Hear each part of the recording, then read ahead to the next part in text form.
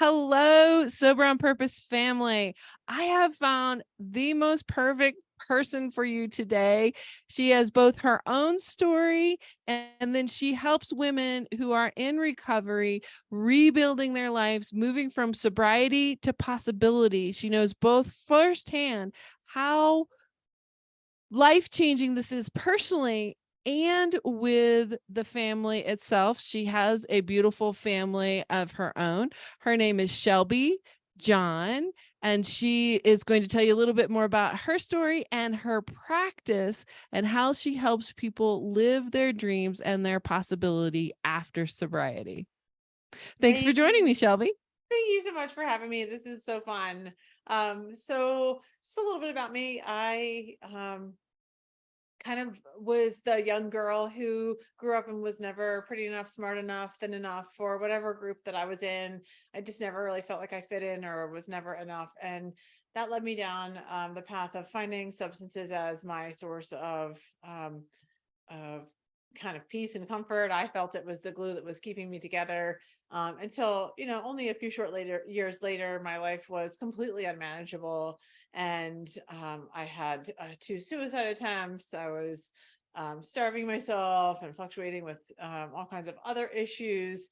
I did manage to graduate from college, although it was not without a lot of battle scars. And I went I married my high school sweetheart when I graduated college. Then I went to get my master's in social work, which was a miracle because that was right at the end of my drinking. I graduated from there in 2000, in 1990. And no, I graduated in May 2002. I got sober in July 2002. Um, um, so I was married. We owned a home. We we had jobs. I worked at social services. I had three kids in 4 years, or no, 6 months after I got pregnant. I got pregnant after I was sober for 6 months, and then I had three kids in 4 years. So it was a little bit backwards, in my opinion. So I was trying to do the sobriety thing, trying to get my marriage on track, get my life and my health on track, and then I had all these babies, right? And so, of course, my focus became motherhood, which I wouldn't trade for the world. I just don't necessarily recommend it because I felt like then it caught up to me a little bit. And by year four, I Mm. was kind of in a not so great place. And I had what I call my first sober bottom. So I was really not doing kind of all the things that I would needed to be doing. I was wrapped up in my kids and husband and hadn't totally learned how to take care of myself fully. And so I was kind of in that despair and just deep sadness and grief, kind of similar to what I was at the end of my drinking, but I had already been sober for 4 years. So that's just my story. What I did was, I reached out to my sponsor. I got sober in AA. So I reached out to my sponsor at that time and said, I think I need some help. And she said, we've been waiting for you. And so I got busy, you Wait, know, wait, wait, stop. She said, "We've been waiting for you." yeah, she knew. Unpack unpack that a little bit. What Well, did she mean when by you hang that? around and you get sober in 12-step rooms, you're usually generally pretty close with the people. You show up at the same meetings, you talk regularly, if not daily. And so when some of that stuff starts to kind of fall to the wayside and you're not doing a lot of the things that you need to do to keep yourself well, people notice. And so that's kind of where I was. I didn't want to drink or use or go back to any of that, but I just didn't really know what else to do. Or I didn't want to do the things that I did know. That's the other part of it for me. So I had to go back, kind of crawling back and humble myself and say, okay, I'm ready to get busy doing the work. And I started doing like another round of recovery work, right? So Well, let me pull you up there just a minute, Shelby. Um, we were talking before we got to recording about how the family feels like sobriety is going to take care of it all. And now you're telling me about a sober bottom. Can you explain that just a little deeper on three kids, 4 years, jobs, husband, marriage, house, all those Mhm. things. What to you indicated the sober bottom? Well, I think for me, I had this defining moment. I was out on my back porch and I was just really in desperation. I was in a lot of pain. I was crying a lot. I just was sort of empty. I wasn't really, I was just overwhelmed. I felt like I didn't know how to handle things. Um, I was sad and probably filled with fear. And I just kind of felt like very similar to the end of my drinking, although I wasn't drinking and using, right? And so Yeah. to me, that's where I was. It felt like I was at a bottom, like I was at the Mhm. end, but I was still sober.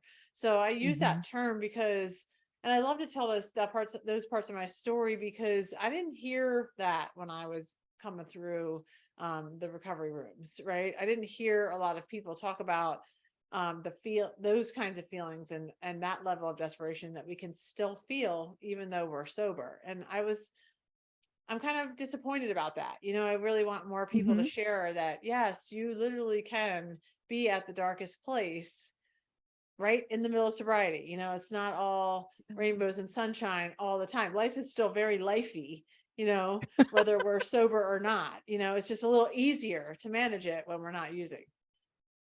Is it easier to manage it, or have they by being sober, have you taken away the thing that was moderating it? It was working until it didn't work. I mean, we'll be realistic about it. I think that if you ask us when we're in the midst of those kinds of things, we're not going to say that it was easier without to be sober doing it. No, none of us are going to say that. But when you really look at it with a little bit more of a healthy lens, I guess, or outlook, you're going to see that maybe it wasn't easier. The life stuff is still hard, and feeling feelings is never really easy, but you got to be there. You got to participate, right? You got to Mhm. feel the feelings, which is a real blessing. We don't see that when we're using, of course, but after you stay sober for a little while, you start to see like that having feelings is a real blessing. That means you care about other people. You have deep passion for something. You can connect on a heart level with other human beings that I don't think when we're active we're real capable of doing because we're extremely self-centered. We're only focused on what we need, what's next for us, and that makes connection very difficult, and then that's very lonely. Yeah, extremely lonely. Well, tell me about, so you get sober from substance, then you hit a sobriety bottom, you go back to AA, they've been waiting for you. They're like, "We knew we were gonna see you again." That year 3 and 4 tends to be really tricky. Mhm. Have experienced that of, "Well, why did I do all this? I'm still having these hurt feelings." Yeah. What was your family? What was your husband thinking? I imagine the kids were really small. As you hit the sobriety bottom, were you able to talk to him about it? Did he have any clue? I don't think he did necessarily because we were both probably in a pretty deep amount of overwhelm. Here we were like in our young 30s. We had these three babies. He had a very big career. He was kind of a big career guy. So we worked a ton. We were building financial, security for our family and for our future. And so the focus was a lot on that kind of stuff and just sort of survival through the day, raising these kids. And so I also, to be fair, was not and still struggle in this way. Honestly, I'm not the most emotive with him in particular, Mhm, mhm. as far as being vulnerable. So yeah, I'm probably sure he probably didn't know what was going on. Yeah. Everybody was doing their thing, Yeah. right? Right. And nobody was really minding the family. We see that a lot with addiction and recovery. It's the family's just kind of left on its own. As you moved into the sobriety recovery, what did you learn that you now bring to your clients? Um, what I've learned is that, well, while you were just speaking about the family, the thought that came to my mind was what I teach a lot of my work is that, in the end, we're really the ones that are responsible for us. Right. So, like, Mhm, it's really no matter what's going on, even sobriety or not, and just in life, it's what happens with your life and your feelings and your success or failure or whatever is about you. It's between you and your higher power. I choose to call it that God. So, it's between me and God how I want to Mm-hmm. run my life. And Right. it's extremely easy for each of us to point fingers and blame the husband, or he doesn't listen to me, he doesn't help around the house, or she's not doing her part, or whatever the thing is. But the reality of life, this is the sad fact of adulting for any of us, is that all of that is really up to us. Now, that doesn't mean we don't need help along the way. Of course we do. Mm-hmm. But Mm-hmm. we can't rely on anybody else for our own happiness or for our own success. We have to take that on of ourselves. And that means really taking deep dives in your inventory to look for areas where you've been self-centered, areas where you're making excuses, where you're not being accountable, those kinds of things, because it's subtle, and the longer we stay sober, I think, the more subtle it gets, because we kind of get better, we fall into these patterns, and we kind of don't even know where we're doing it. So I've learned that like really my life is up to me. I can choose to Yes. take a nap all day or watch Netflix, or I can choose to work on my business, or market some of my stuff to my clients. I can choose to go to the gym regularly and keep myself fit, or I can go to the creamery every day and get ice cream with my son. I mean, we all have these choices. And although Yeah. sometimes it doesn't feel like they are choices because you feel so driven or so pulled to that ice cream. I know I do. But the reality is we do get to decide that today. And from people who once in their life did not have a choice in certain things, that's no longer true. And so I've learned that, we really do have all of the choices in the world. Whether you're in the midst of a terrible crisis, we still have choices. We can choose how we're going to think about it, words we're going to use, who we're going to invite into this situation, those kinds of things. So no matter what you're going through, we always have choices. And I would also say that just doing the identity work, kind of how we were talking before, as you're Mm-hmm. slipping into that next phase of recovery, meaning you've been sober for a little bit of time and you're starting this journey kind of through year 1 through 5, starting to discover, who am I now? What do I Mm-hmm. want? What do I even like? I hear Mm-hmm. that a lot from women. I've been doing this for so long, I don't even know what I like anymore. Mm-hmm. So doing that kind of work is incredibly important, um, for continuing the healing process and getting yourself from like kind of that baseline of sobriety to beyond recovery into this next phase of real joy. How would you so they're doing the identity work, they've gotten sober, which means there's a huge change for the family. We were talking a little bit about this. There's a huge change for the family when that happens, and the family's excited. Yay. But as you said in the big book, there are times where the husband or the wife who has been using comes home, they're sober, and they want to take back adult responsibility. They want to be part of financial decisions, raising the kids, all those are the things. How do you work with the women that you work with when there's pushback around that, when they're not able to step back in? I think the biggest key to success with that kind of stuff is, well, two things, in my personal opinion, would be getting some outside help and communication. So this is actually a different story that has nothing to do with recovery, but it's a great example of this. I have a client that I worked with for a while, a few years back, and then she came back periodically, and she recently reached out, and was like, I need to come back in for a session. We're struggling or whatever. And I was like, cool. So she and her husband married a super long time. She's got like 2 teenage kids or whatever. And they were just kind of not, just things just weren't really working. Right. And I'm listening to her, and she's like, he's doing this, he's getting angry with me because things aren't right. I'm frustrated with him because he's not doing things the way I want him. There was all of this disconnect. And I kept thinking, like, what is this about? There's like the missing link. And then Mhm. and then it came up in our session that she had, I guess, gone back to work or changed jobs in some way, so that she was now working quite a long day, right? So she was leaving a Mhm. little bit early, kind of working a longer day than they were used to. And I actually think maybe she hadn't been working. Maybe she was stay-at-home mom and then went to work. I can't remember exactly. Mhm. And they just never talked about it. They didn't Ah. discuss that. And so I said, "Oh my gosh, what it sounds to me like is there has been a significant role change for both of you in this family, and nobody talked about what that would look like in preparation for Mhm. that. You just went off to Mhm. work.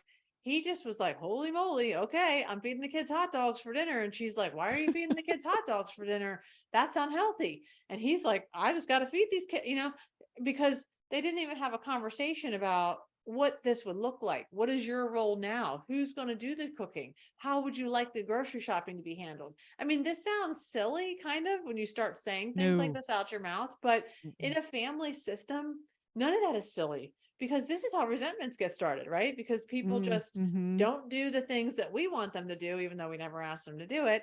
And then we get Mhm. angry because it's not done the way we wanted. And so that's like a great, I think, example that translates easily into somebody changing as far as sobriety, because although maybe not the same, you maybe didn't can't really discuss it, but after that, there is room for conversations around that.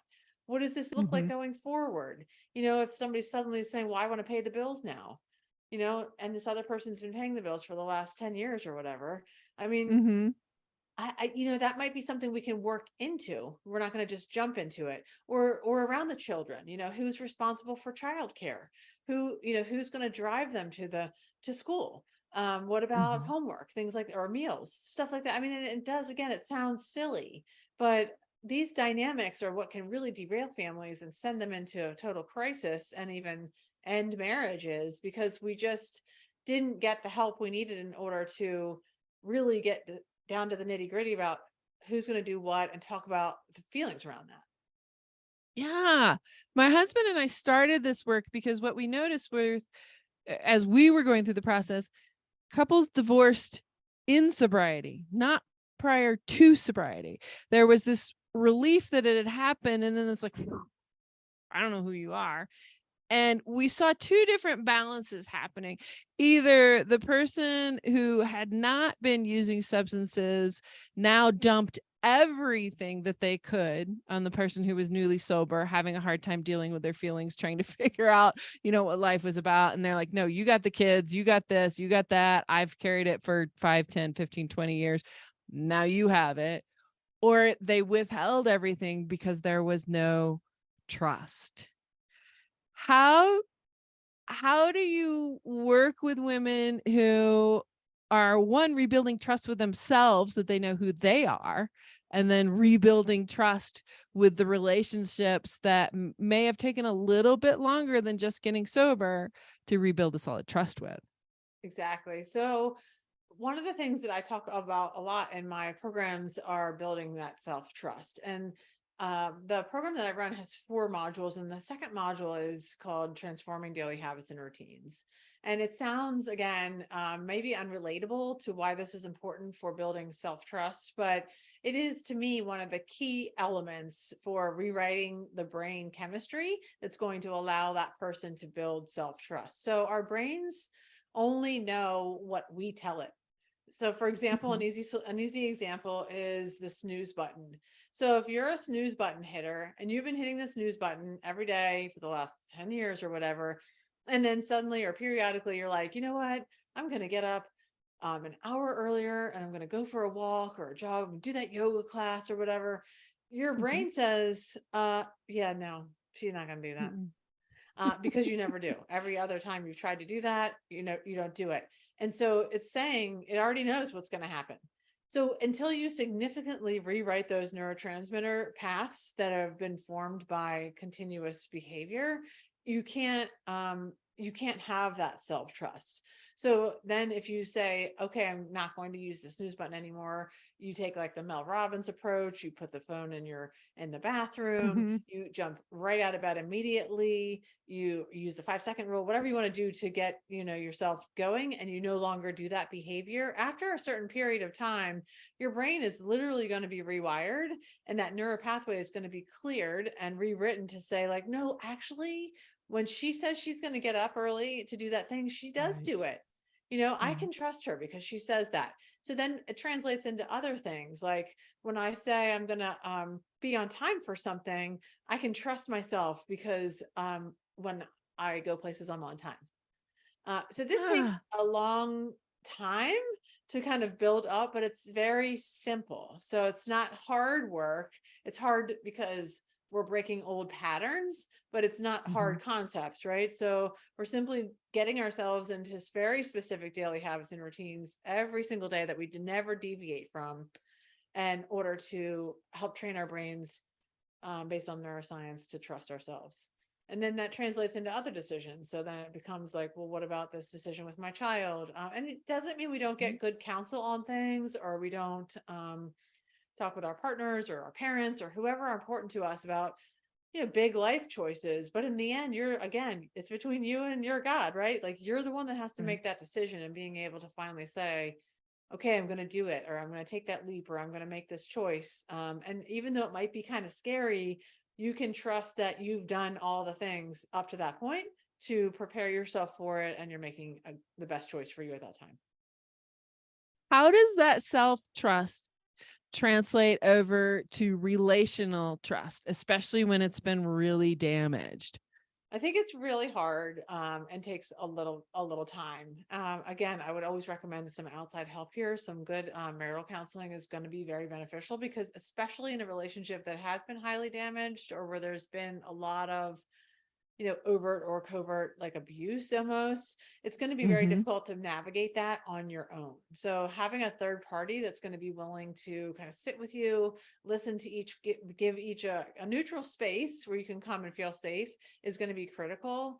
And also in that situation, and as you're walking along that path, a lot of that looks like boundaries, so healthy boundaries is another kind of way to build, I think, self-trust, but also to show someone else how you want to be treated, and what you will and Mhm. won't allow. And so then not only is that going to build your own self-trust, but you're going to start to trust your partner. Let's say you place a boundary. I really don't, it hurts my feelings when you raise your voice at me. It really kind of takes me back to my childhood. And I can't, it bothers me so much. So if you raise your voice at me, I'm going to have to end the conversation for now. And then we'll circle back when you're able to speak to me calmly.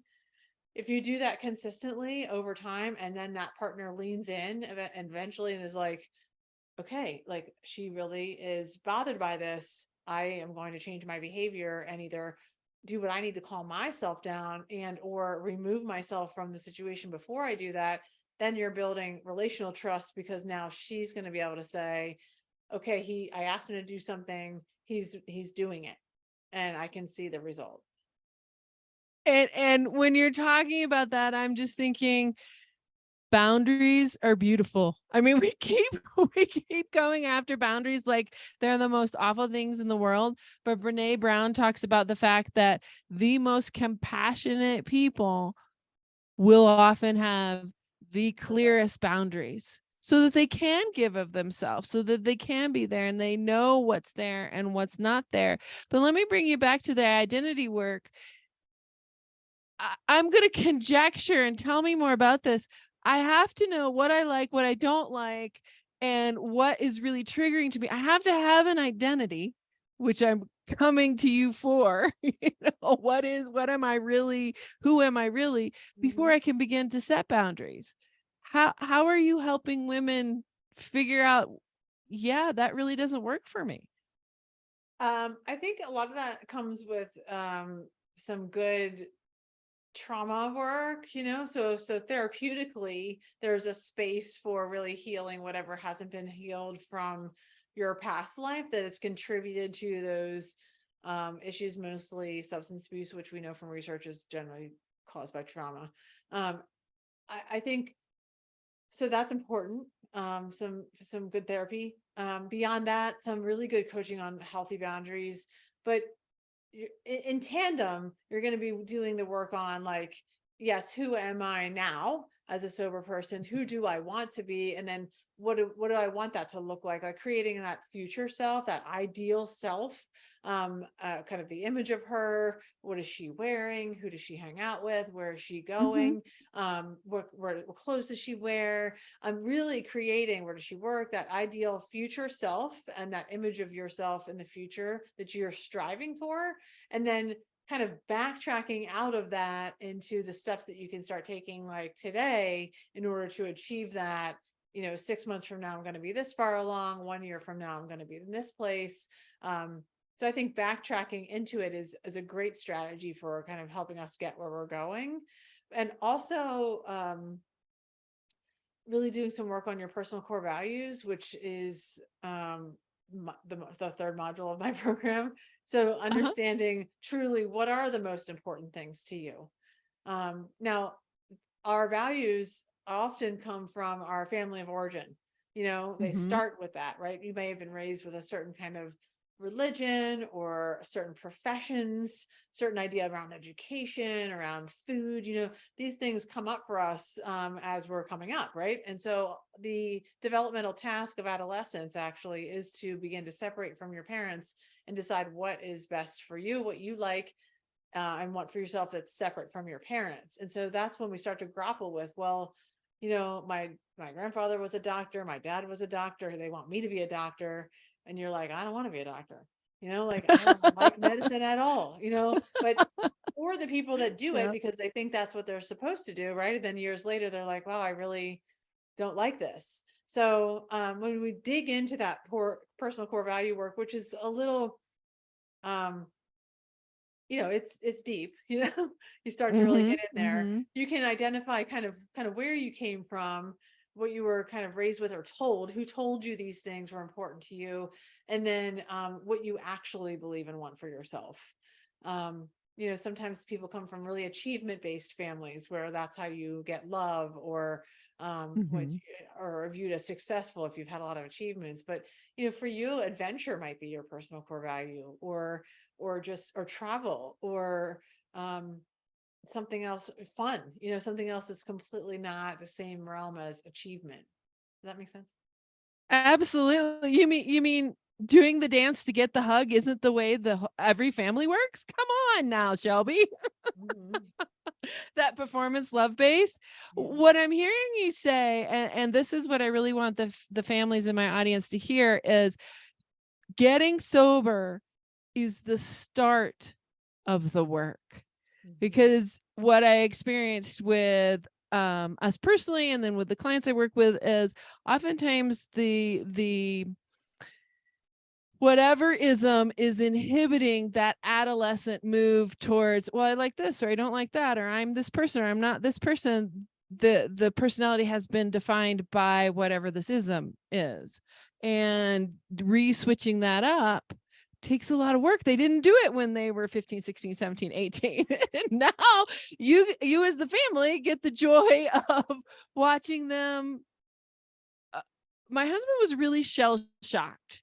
And then when I went through my own trauma work, I needed a lot of time and space and say, what does home really look like for me? Now I'm in my 40s, but what does home really look like for me? What was good? What wasn't good?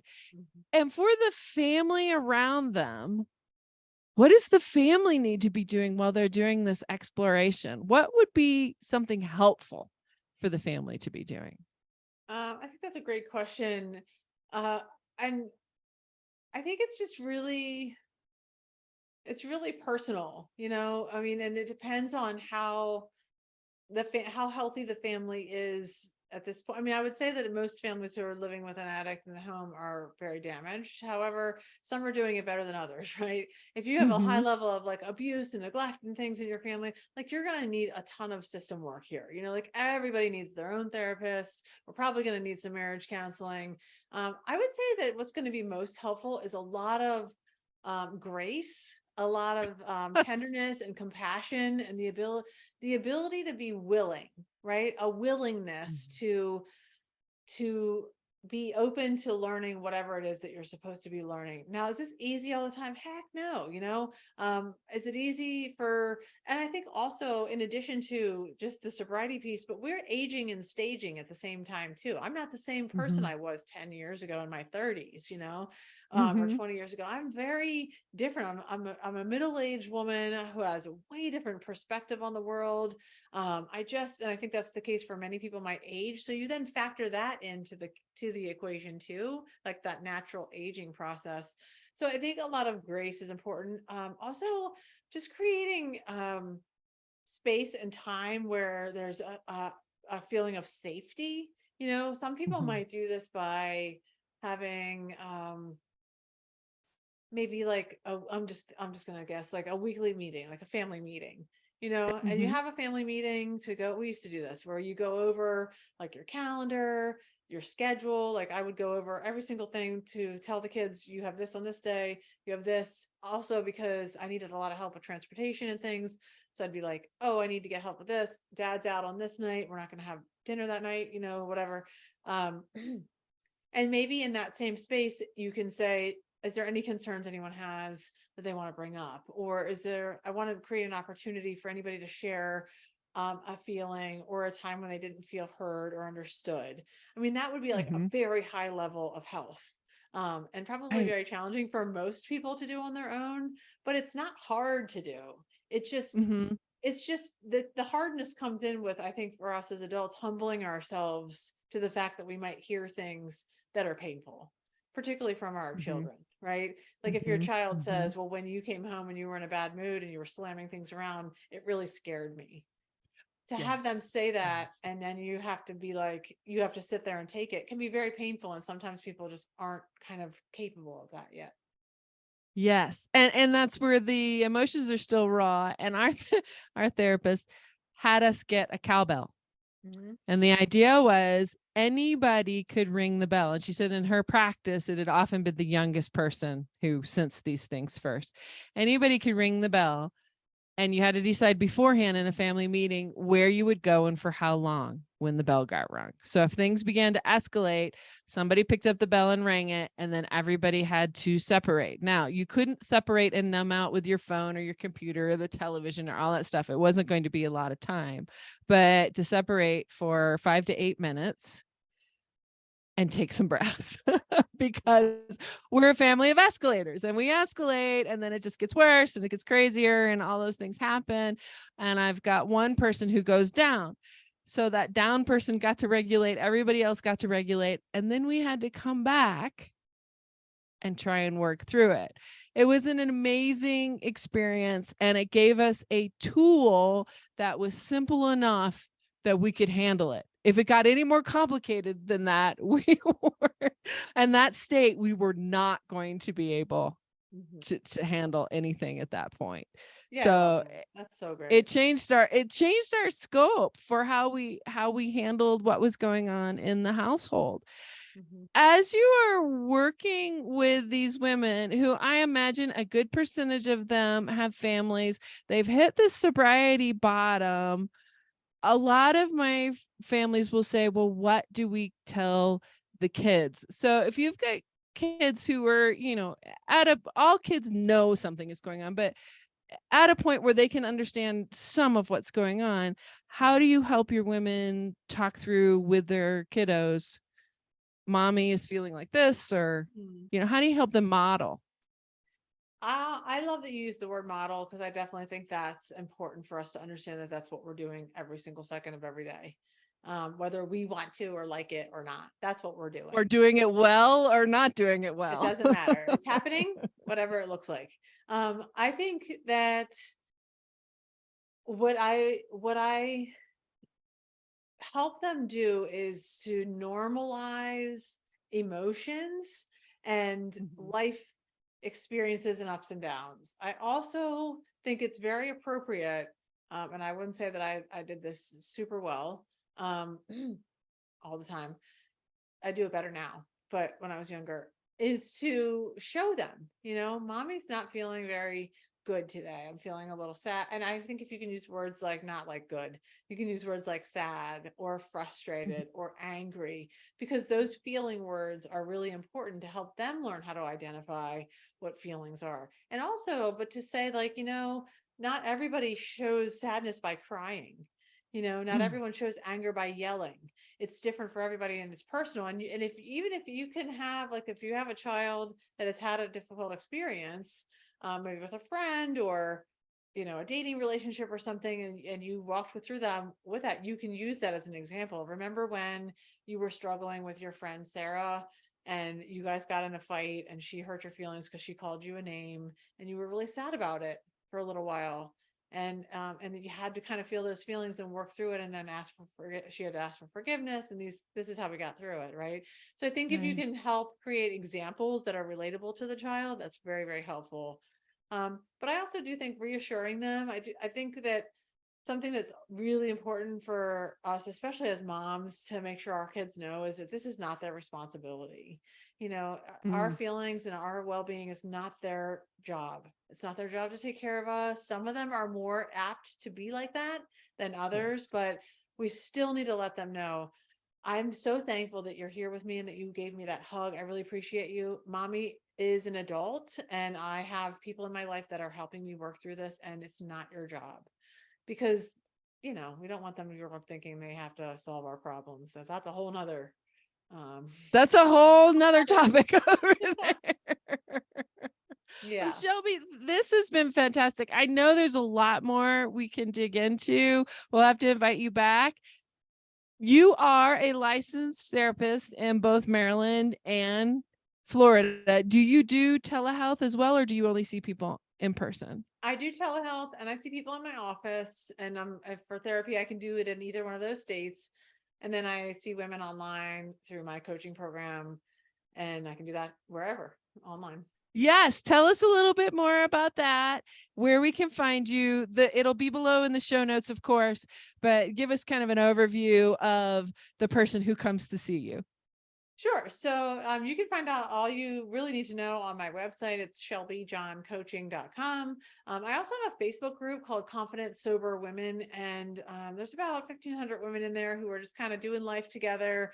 I share and I teach and express things in there and try to generate conversations that are helpful. I also have a podcast like you. It's also called Confident Sober Women that releases every Tuesday. I interview other women in sobriety about the variety of topics similar to what we've talked about today. And then I offer like one-on-one coaching. I'm currently working on a new program that's a group coaching program. It's designed to really dig into those identity issues and help to create the self-trust and the self-love that we were just referring to, build confidence, healthy boundaries, and healthier relationships. That's so awesome. So go and check her out. Check out her podcast. Make sure that you leave her some reviews on the podcast because that's always helpful to all of us that do this. We would look forward to that. And Shelby, I just really want to thank you for the work you're doing, for helping us out here to really understand it from a couple different sides. You're multifaceted, multi-talented with what you're doing, and you can help us look at different things. So thank you so much for being here today. Really appreciate it. Thank you, Tanya. It's been fun.